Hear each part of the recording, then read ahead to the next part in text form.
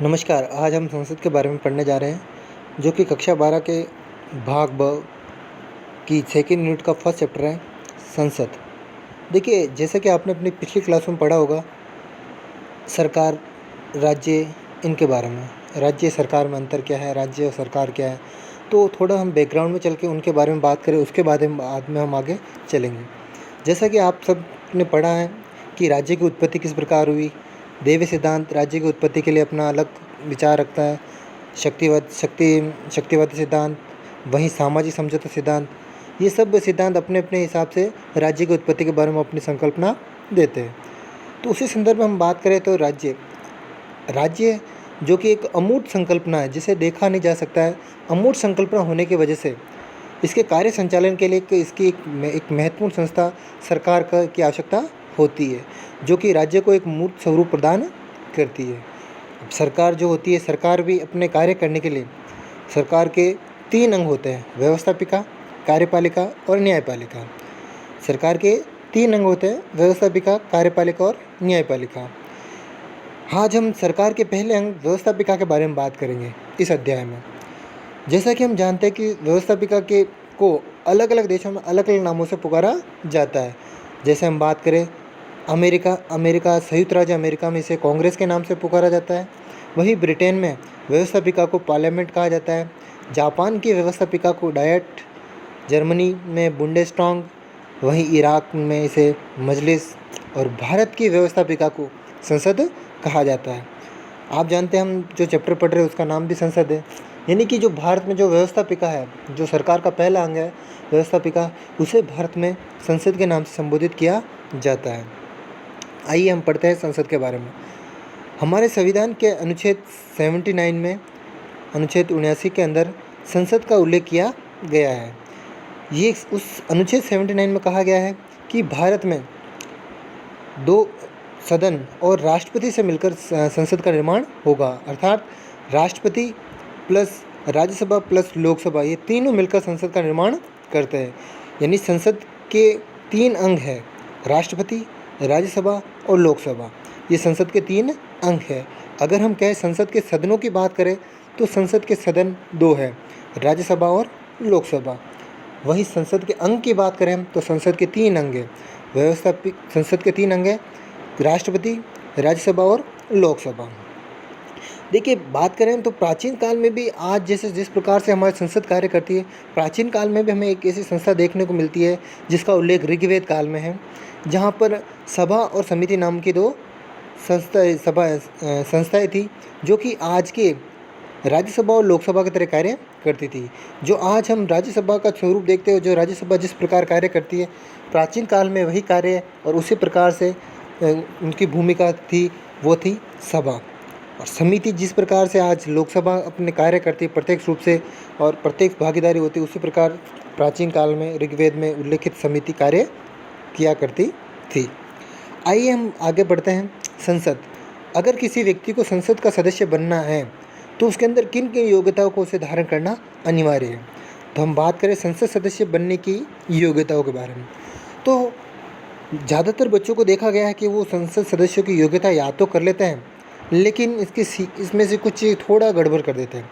तो सबसे पहले संसद सदस्य बनने के लिए सबसे पहले और अनिवार्य योग्यता होनी चाहिए, वो है भारत का नागरिक हो। यानी कि आपको भारत का नागरिक होना आवश्यक है। चाहे अगर आप योग्यताएं रखते हो लेकिन आप भारत के नागरिक नहीं हो तो संसद के सदस्य बनने की योग्यता आप में नहीं है। दूसरा, अगर आप लोकसभा सदस्य बनने के इच्छुक हैं या लोकसभा का सदस्य बनना चाहते हैं तो आपकी न्यूनतम आयु 25 वर्ष होनी चाहिए।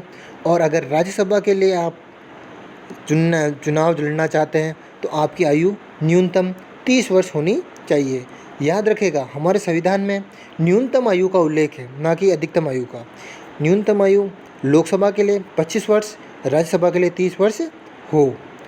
आगे हम बात करें तीसरी योग्यता की, तो संसद का सदस्य बनने के लिए पागल और दिवालिया घोषित नहीं होना चाहिए। और चौथी योग्यता, जिसके अंदर हम बाकी सभी योग्यता को समेट सकते हैं, जैसे संसद द्वारा समय समय पर निर्धारित योग्यता रखता हो।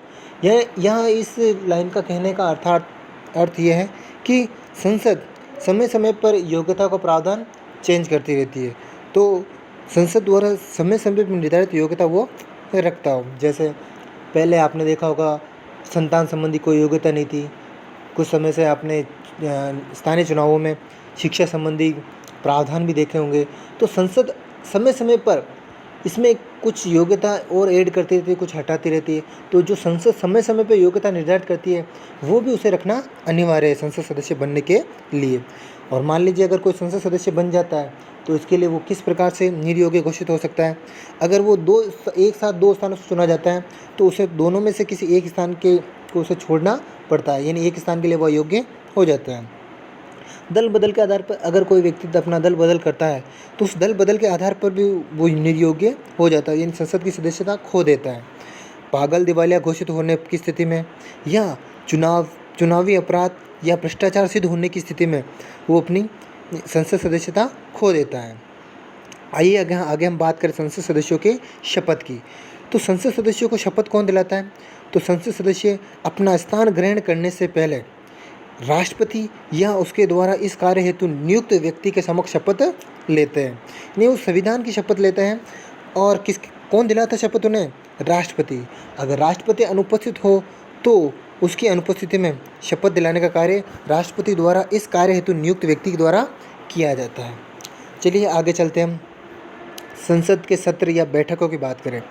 देखिए, यहाँ हमें 2-3 शब्द पहले समझने की ज़रूरत है। संसद का जो सत्र आहूत, संसद का सत्र जो स्थगन, संसद का जो सत्र का सत्रावसान किया जाता है वो कौन करता है और किसके द्वारा किया जाता है? सबसे पहले तो हम ये शब्द समझ लेते हैं, आहूत करना। आहूत करना यानी बुलाना। संसद का जो सत्र आहूत यानी बुलाना। संसद सत्र को स्थगित करना यानी टालना, अगले दिन के लिए टाल देना। जैसे कि आज कि सुबह 10 बजे कार्रवाई स्टार्ट हुई और शाम 5 बजे तक कार्रवाई चल रही थी, और अगले दिन के लिए अभी 5 बजे के बाद में जो इसकी कार्रवाई को अगले दिन के लिए टाल देना, यानी अगले दिन के लिए टाल दिया जाना। सत्र का अवसान करना, सत्र को ख़त्म करना, ये सत्रावसान कहलाता है। या सत्र को विघटन भी कह सकते हैं हम। देखिए, आज आगे पढ़ते हैं हम संसद के सत्र या संसद की बैठक। हमारे संविधान के अनुच्छेद 85 के अंदर संसद सत्र या संसद बैठकों का उल्लेख किया गया है कि संसद की सत्र बैठक कौन बुलाएगा, कैसे बुलाएगा, कहाँ होगी। तो संसद के सत्र को आहूत करने का अधिकार राष्ट्रपति के पास है।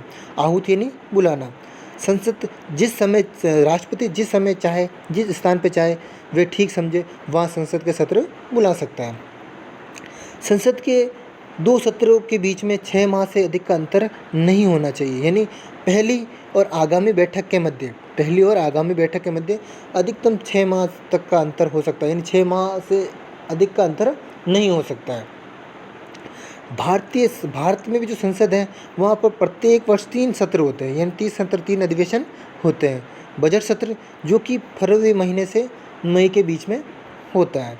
मानसून सत्र जो कि जुलाई से लेकर सितंबर के मध्य होता है। शीतकालीन सत्र जो कि नवंबर और दिसंबर में। देखिए, इसे याद करना बहुत आसान है।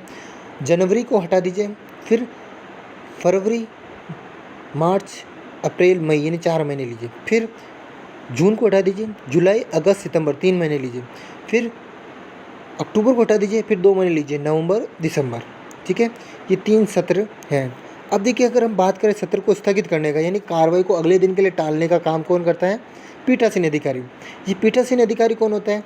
जो उस समय उस सदन की अध्यक्षता या उस सदन की जो मुख्य पीठ होती है उस पर बैठा होता है, उसे पीठासीन अधिकारी कहा जाता है। जैसे राज्यसभा में सभापति हैं तो पीठासीन अधिकारी, अगर सभापति नहीं है तो उसके उपसभापति आया तो उपसभापति पीठासीन अधिकारी। उसी प्रकार राज्यसभा में, लोकसभा अध्यक्ष पीठासीन अधिकारी, लोकसभा अध्यक्ष नहीं आया तो लोकसभा उपाध्यक्ष पीठासीन अधिकारी, लोकसभा उपाध्यक्ष नहीं आया तो अन्य जो भी पीठ पे आसीन होता है उसे पीठासीन अधिकारी कहा जाता है।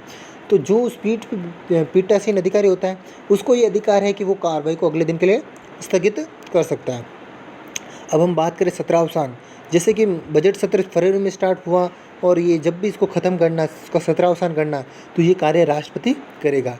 यानी हम यहाँ समझ सकते हैं कि सत्र को आहूत करने का अधिकार भी राष्ट्रपति के पास है और सत्र को ख़त्म करने का अधिकार भी, यानी सत्रावसान या विघटन करने का अधिकार भी राष्ट्रपति के पास है। ठीक है, ये था संसद का सत्र। आगे हम बात करें गणपूर्ति या कोरम। देखिए गणपूर्ति या कोरम, जैसे कि गणपूर्ति, जैसे कि नाम से प्रकट होता है, गण यानी लोग, पूर्ति यानी इतने लोगों की पूर्ति होनी चाहिए ताकि कार्रवाई को वैधता प्राप्त हो सके। जैसे कि संसद की कार्रवाई की सदस्यों की वह न्यूनतम संख्या जिसके बगैर कार्रवाई को वैधता प्राप्त नहीं होगी। कभी कभी ऐसा भी हो सकता है कि मान लो संसद के 545 सदस्य लोकसभा में हैं और 245 सदस्य राज्यसभा में हैं, और हो सकता है कभी लोकसभा में 50 सदस्य आए या 20 सदस्य आए, 10 सदस्य आए, तो कार्रवाई को अगर संचालन कर दिया जाता है तो ये संसदीय भावना के अनुरूप नहीं होगा। इसीलिए यहाँ पर गणपूर्ति कोरम निर्धारित की गई है, जो कि 1/10 है। तो गणपूर्ति या कोरम होता क्या है? गणपूर्ति वह होती है सदस्यों की वह न्यूनतम संख्या होती है जिसकी उपस्थिति में सदन की कार्रवाई या सदनों की कार्रवाई को वैधानिकता प्राप्त होती है।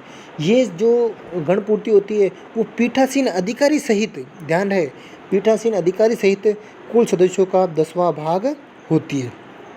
लोकसभा में बात करें तो लोकसभा में 545 सदस्यों का 10% क्या होगा? 54.5। तो हम इसे राउंड फिगर में 55 ले लेते हैं। और अगर हम बात करें राज्यसभा की, तो राज्यसभा में 245 सदस्य हैं। 245 सदस्यों का 10% कितना होगा? 24.5। 24.5 यानी 25 सदस्य ले लेते हैं हम। संसद की भाषा की बात करें हम तो संसद की भाषा हिंदी और अंग्रेजी है, हिंदी और अंग्रेजी। लेकिन अगर पीठासीन अधिकारी चाहे तो वो अनुमति दे सकता है मातृभाषा के प्रयोग के लिए। ठीक है, अब हम दो ऐसे व्यक्तियों के मंत्री और महान्यायवादियों के बारे में थोड़ा बात कर लेते हैं। उनको संसद में क्या अधिकार प्राप्त है? तो दोनों को सदन की किसी भी बैठक में भाग लेने का अधिकार है।